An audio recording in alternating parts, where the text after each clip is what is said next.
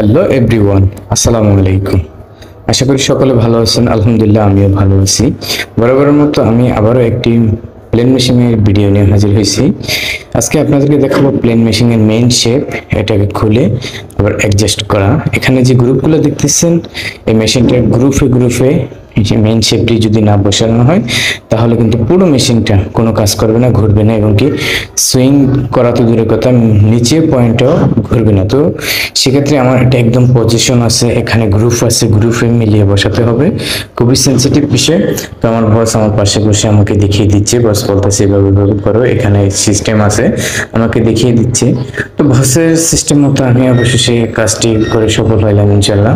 আলহামদুলিল্লাহ, আপনাদের দোয়া এবং ভালোবাসায় আজকে এই মেশিনটা কমপ্লিট করে তারপরে আজকে এই মেশিন থেকে অন্য মেশিনে যাব। এই যে আমি এখন আপনার মেইন শিপটা এটা ঢোকানোর চেষ্টা করতেছি, কারণ সিস্টেম এটা ঢোকাইলে হবে না, ভিতরে পেনিয়াম আছে, অনেক কিছু বার ভুষ আছে, এগুলো সুন্দর মতো একুরেট ভাবে না বসলে এটা ঢুকবে না। প্লাস এটা যে একটা গ্রুপ আছে, গ্রুপ একুরেট ভাবে না বসানো হলে এটা কোনো কাজ করবে না।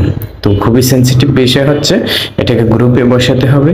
গ্রুপে বসিয়ে সুন্দর করে এটার যেই পজিশনটা আছে, পজিশন নিয়ে তারপর এটা দিয়ে দেবে। দর্শক দেখতে পাচ্ছেন এটা অবশেষে ঢুকে গেছে। এখানে পিনিয়াম আছে, সাইডে পিনিয়াম গুলো পজিশন মতো বসানোর পরে এটা অটোমেটিকলি এমনি ঢুকে যাবে। তো এটা একটা সমস্যা পেস হচ্ছে, আমি যেই ওয়েট কন্ট্রোলার, ওয়েট কাউন্টার, এই যে ওয়েট কাউন্টার, এটাকে ওয়েট কাউন্টার বলা হয়, যে আমি হাত দিয়ে না, এটি একটু বড় অন্য মেশিন থেকে খুলে এটাতে লাগানোর চেষ্টা করতেছি, কারণ এটা মেশিনের ওয়েট কাউন্টারটা নষ্ট হয়ে গেছে বা সমস্যা থ্রেড গেটে। সেক্ষেত্রে আমি অন্য একটা ভার্টিক্যাল মেশিনের ওয়েট কাউন্টার এখানে লাগাতে চাচ্ছি, কিন্তু এটা মিলতেছে না, বেজে যাচ্ছে বুশের সাথে। তো সেজন্য আমার এটা